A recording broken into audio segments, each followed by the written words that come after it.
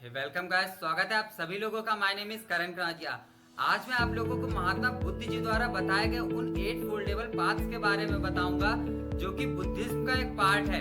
और हम उन 8 पाथ्स को, उन 8 लेसन्स को हम अपने जीवन में अपनाकर एक कामयाब इंसान बन सकते हैं, अपनी पर्सनैलिटी को और भी अट्रैक्टिव बना सकते हैं और भीड़ से अलग अपनी एक पहचान बना सकते हैं।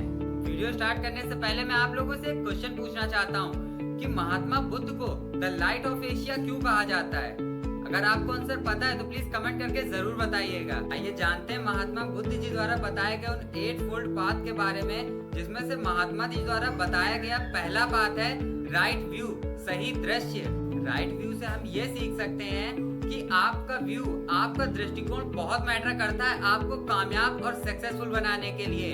एक हाउस फ्लाई, एक मक्खी हजारों फूलों के ढेर को छोड़कर एक कूड़े कचरे के ढेर पर जाकर बैठती है, और उसी जगह एक मधुमक्खी कूड़े कचरे के ढेर को छोड़कर फूलों के ऊपर जाकर बैठती है। तो फर्क इस बात से भी पड़ता है कि आपको दिखाई क्या देता है। कामयाबी उन्हीं को मिलती है जो उस कामयाबी को पहचान पाते हैं, जो उसे देख पाते हैं।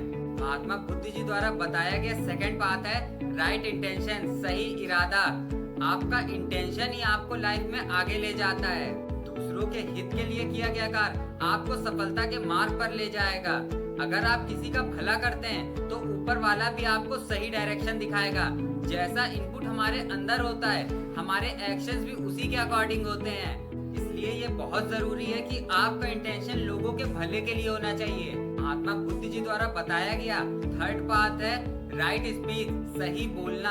आप लोगों ने ये तो सुना होगा कि जब भी बोलो मीठा बोलो। ऐसा क्यों कहा जाता है? क्योंकि कई बार हम लोग गुस्से में ऐसी बातें बोल देते हैं जिन्हें हम बाद में वापस नहीं ले सकते हैं, और आपके वर्ड्स ही आपके कैरेक्टर को, आपकी इमेज को बनाते हैं। वर्ड्स बहुत इंपॉर्टेंट रोल प्ले करते हैं हमारी इमेज को बनाने में।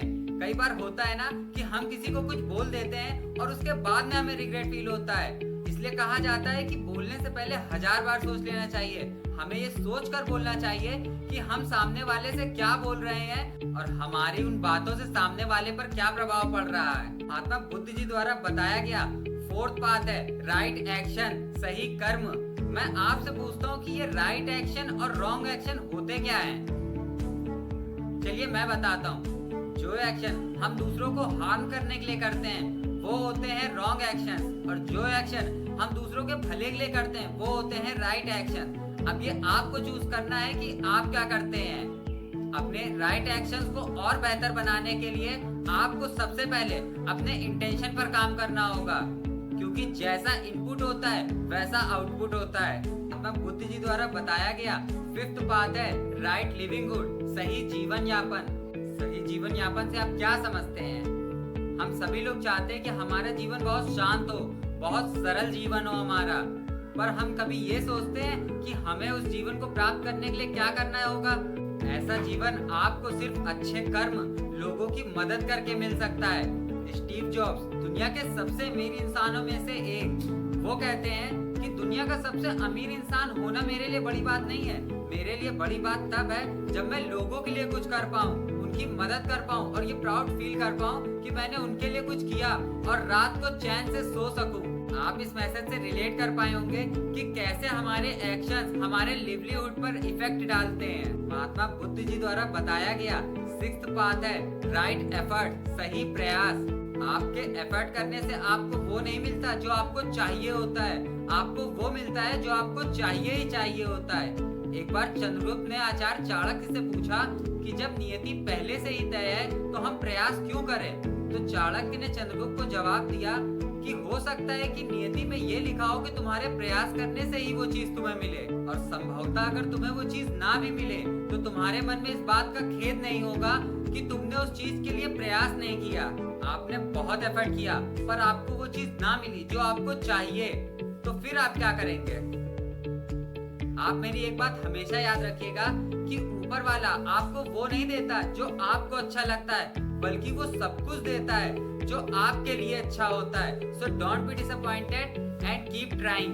महात्मा बुद्ध जी द्वारा बताया गया सेवेंथ पाथ है राइट माइंडफुलनेस, सही मानसिकता, being constantly aware in the moment. हमें हमेशा अवेयर रहना चाहिए कि आपके और आपके आसपास के लोगों में क्या परिवर्तन हो रहा है, क्योंकि परिवर्तन संसार का नियम है।